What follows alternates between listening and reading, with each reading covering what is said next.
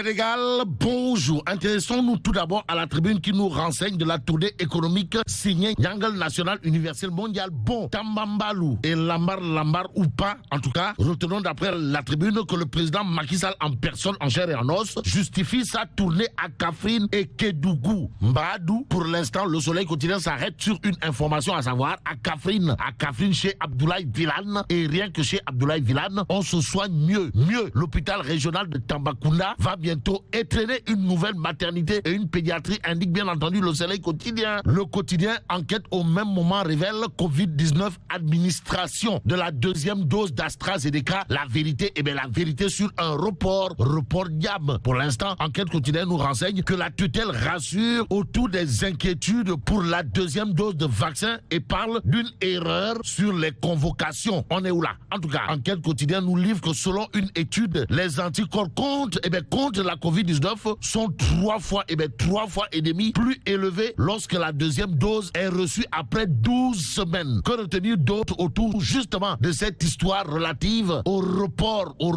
dans l'administration de la deuxième dose d'AstraZeneca? Sinon, ce que dira le docteur Mamadou Ndiaye dans enquête quotidienne, à savoir, nous sommes autour de 430 000 Sénégalais vaccinés pour un total de 530 000 doses. Celui qui semble infliger une dose de Warou Pitch et de Samba Ndiaye est à la une de l'Observateur. L'Obs, le journal en entretien avec le ministre de l'économie, révèle que dit tout sur quoi? Sur le nouvel avion présidentiel, le sort de la Pointe-Sarène, l'économie sous Covid, le plan de recrutement, le taux de croissance. En attendant de savoir s'il n'est pas question d'une affaire de croissance Narembaye, Direct News s'arrête sur un scandale foncier jamais égalé aux Almadies. Et là, retenons d'après Direct News que Mamboy Gao et Lamine Dieng pointaient du doigt Mbadiamele. En tout cas, Direct News de nous renseigner que des espaces réservés aux enfants, écoles, mosquées, morcelés. Au nom de quoi? En tout cas, Direct News de révéler dans cette affaire, les résidents ne décolèrent pas contre Mamboy Gao, le DG de l'IPRES, Lamine Dieng, et son PCA Racine Si. Et pour éviter de scier la branche sur laquelle ils sont tous assis, Direct News de révéler que la DESCOS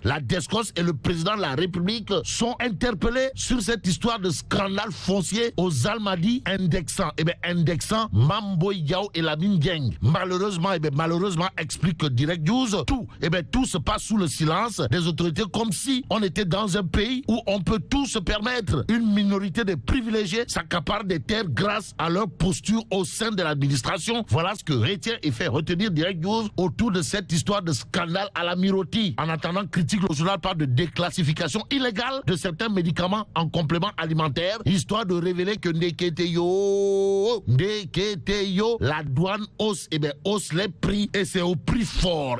Au prix fort, les élections locales à venir le sont. Par critique le journal critique en tout cas révèle, élections locales à Thiès, pour les communes comme pour les villes, ça va percuter. Alors là, percuter à 100, pour ne pas dire à 1000%. Pourquoi? Parce que la bataille pour la conquête de la mairie de la ville de Thiès et des communes de la capitale du rail sera rude. Mais à rude épreuve, l'actuel maire de Tivaouane l'est. Si on en croit l'évidence quotidien, le quotidien piloté par Pape Samba, mon confrère, semble révéler une information qui va probablement faire ramasser l'actuel maire de Tivaouane ses dents sur la place publique, d'où l'interrogation rendue publique dans l'évidence quotidienne, à savoir élection municipale, animation de la mouvance présidentielle. Tivaouane a-t-il tourné le dos à son maire? En tout cas, retenons d'après l'évidence quotidienne que celui qui a été investi par la population dans la conquête du fauteuil municipal de Tivaouane, c'est Abdoulaye Ndiaye Ngalgou,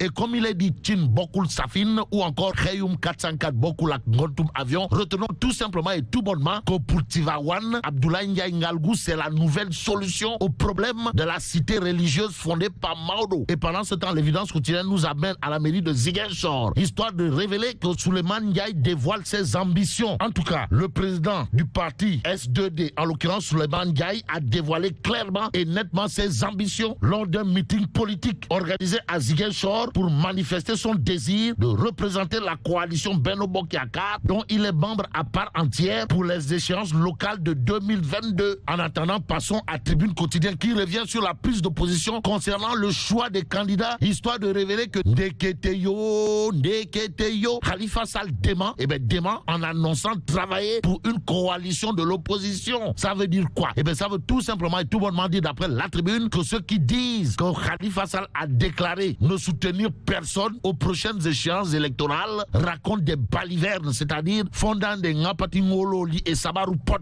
En attendant, Sud Quotidien de titrer Affaire Ousmane Sonko, le M2D instruit à charge. Donc chargé Macky Sall l'est. Si on en croit Réumi Quotidien. Le journal en tout cas titre le M2D sur les émeutes de mars, Macky le seul coupable. Ce qui nous permet de terminer avec l'Observateur, le journal au chapitre justement du mémorandum du M2D sur les événements de mars dernier relève tout simplement et tout bonnement qu'on a utilisé le corps de la femme comme arme pour liquider un opposant gênant. Et là, mais la tidong de. Oui, Foudu Djibouti. Bon, vive le Sénégal.